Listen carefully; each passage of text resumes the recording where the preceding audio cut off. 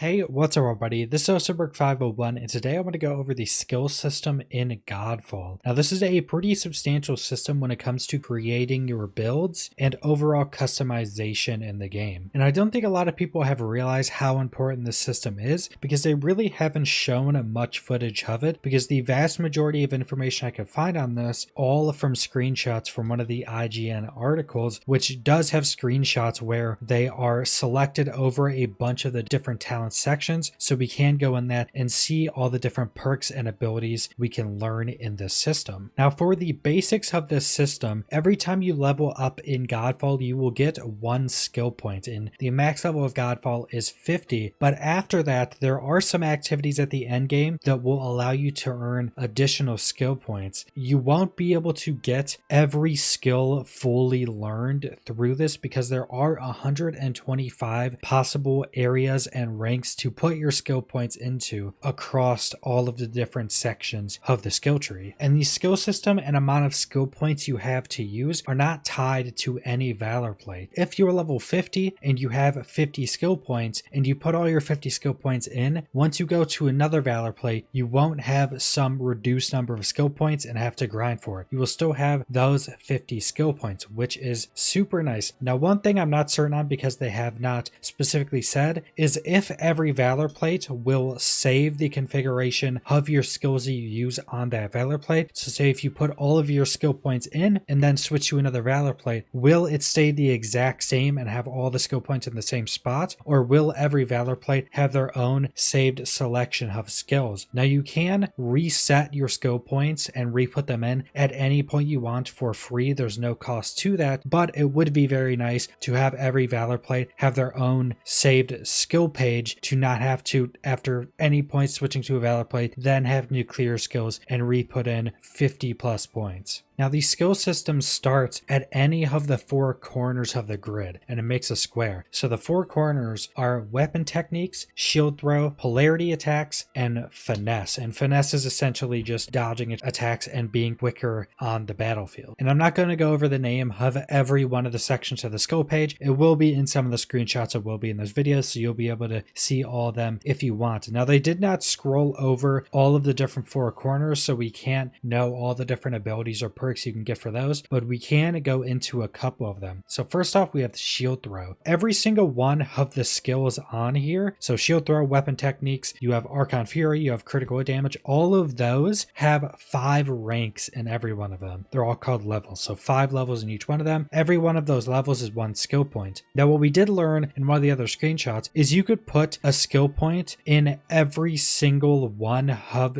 the skill sections in this. So you could have the level 1 of every single different skill area in this if you wanted to, and then you could just have any number of them. You could have 3 in polarity attacks, you could have 0 in finesse, you could have 5 in Archon Fury. You can mix and match them in any way you want, but it does seem you will need to at least put 1 point into one to get the one right next to it. So you would put 1 point in one of the 4 corners and that would unlock the ones right next to that. So say if you go shield throw, it would unlock shield attacks and banners. Then if you put points into those, it would unlock the additional ones next to that. So you need at least 1 point to then get the other skill sections next to that. Now there are actually abilities and passives you learn from a bunch of these different skill sections, and the 4 corners are mostly focused on different mechanics. So shield throw is based on throwing your shield, which you always have, and I think shield throw is a base ability you have as well. Weapon techniques are augmenting the different attacks and combos of whatever weapon you're using. Polarity attacks is the charge up meter that you get from using one of your weapons that then activates when you switch to your other, and so on. Some of the smaller skills, which aren't the 4 corner skills, also have different abilities and passives to learn when putting skill points into them. So now specifically for the shield throw skill section. So first, it's use a combo to perform an arching shield throw that hits all enemies in its trajectory. Level 2 is plus 10% shield damage. Then we have press L1, right is your L1 plus R2 shield throw, or L1 plus circle. Arching shield throw returns to release an explosive wave. So pretty much after you throw your shield, you use a certain button or combo buttons to then do an explosive wave right as your shield comes back to you. Level 4, 10% shield charge speed, and level 5, you press a button right as your shield throw hits an enemy to perform a spectral blow and dash to the enemy. So essentially, when you throw your shield at somebody, if you then press the specified keybind or button combo, it will then teleport you to that target. And you actually don't have to get any of the skills in this shield throw section, because if you start at one corner, you could end up having a build where you only put 1 point into, say, weapon techniques, and then you get to every other section you want to. Or you could have a build where you end up putting 5 points into every corner if you want to do that. So you can mix and match pretty much as much as you want outside of putting in 1 point to allow you to put points into the next skill section. So now I just wanted to go over some of the specific levels in a bunch of the different skill sections. So next up we have Finesse, which is the bottom right corner, which is one of the starting points. Press X while evading to perform an evasive slide, increasing your mobility as you evade. Level 2 is your parry window is 10% longer. Level 3 is replace your quick run with a quick run attack that throws a dagger out of the 2 enemies behind you and staggers them. Then level 4 is your parry window is 10% longer. Level 5, your sprint attacks deal plus 50% damage to full health enemies. And that last one kind of shows some of the power you can get from some of these skills. Some of these skills are just incredibly strong in the terms of just overall damage. So next up we have critical hit chance. Now some of these actually have mostly passives and actually no activatable abilities like this one, but even without that, this one specifically critical hit chance is probably going to be incredibly powerful and used in a lot of builds. So level 1 plus 2.5% critical hit chance, level 2 plus 2.5% critical hit chance, and even just that 5% critical hit chance for 2 skill points is actually a massive amount of damage increase. Level 3 is 10% chance to gain the Blessing of Luck whenever you perform a critical hit. Now, not certain what that is. I'm assuming that's either just an increased chance to critical hit, or maybe it's some other buff. Maybe it's a chance to drop Exolute or something like that. Level 4 plus 5% critical hit chance, and level 5, 10% chance to gain a greater Blessing of Luck whenever you perform a critical hit. So we have now Blessing of Luck with a chance to get that, and then another chance to get greater Blessing of Luck. Not exactly certain what that is. This could possibly just be a timed buff that gives you increased critical hit chance, or it could possibly be a chance for enemies to drop some health or something like that. So we don't know exactly what those passives are. Now next we have Siphon, and this is one that had me pretty exciting for the possibilities of having this in a bunch of different builds. So level 1 is you press L1 and square, whatever button you're going to use, to siphon enemy health over 4 seconds. Vitality increases siphon damage. Defeat a small enemy with Siphon to summon a copy of that enemy to fight by your side for 10 seconds. So this is a pretty substantial ability in the level 1 of Siphon that also has multiple effects on it. You're siphoning health from enemies for 4 seconds that will heal you all that siphoned health, and vitality further increases that damage. And then if you defeat small enemies, which presumably there would be much more small enemies around than bigger enemies, if you kill an enemy with Siphon, you then summon a copy of that enemy that fights with you for 10 seconds. That's pretty crazy of an ability for level 1 of the skill point that you could possibly get probably a dozen plus different other abilities that you actually use combos or different keybinds to use. Level 2 is reduce siphon duration by 25%. Now what this would do, this would normally seem bad, but this isn't actually reducing the amount of damage it deals. So essentially you're just doing all of the damage and all of the healing you would do in that siphon ability, but you're doing it 25% faster essentially. So it's much more bursty. Level 3, defeat an enemy with Siphon to gain a 25% shield charge and 10% Archon Fury charge. Now this could be pretty crazy depending on what the cooldown of Siphon is, because if you defeat enemies with it, you're actually getting shield charge, but more importantly, you're getting Archon Fury charge, which is your ultimate ability essentially. So depending on the cooldown, you could possibly have a build that focuses on Siphon to constantly be getting your Archon Fury back very quickly. Level 4 reduces Siphon duration by 25%, so overall that's 50%, so you would be doing the same amount of siphoning over 2 seconds instead of 4. Then level 5, siphon up to 3 enemies in front of you at the same time. time. So this again shows the level 5 of these, and the level 4 in some of them as well are incredibly strong. So this triples the amount of health you're gaining from these, triples the chance of you with the level 3 getting Archon Fury Charge, and then also triples the chance of you summoning enemies to fight for you. So if you went all the way into this, you could possibly siphon 3 enemies in front of you, get a ton of your health back, possibly just like full heal yourself, summon 3 enemies to fight for you, and also get 30% of your Archon Fury Charge back, so 30% of your ultimate back. That is pretty nuts on the high end. This one is definitely one of the best skills to show just how strong this skill system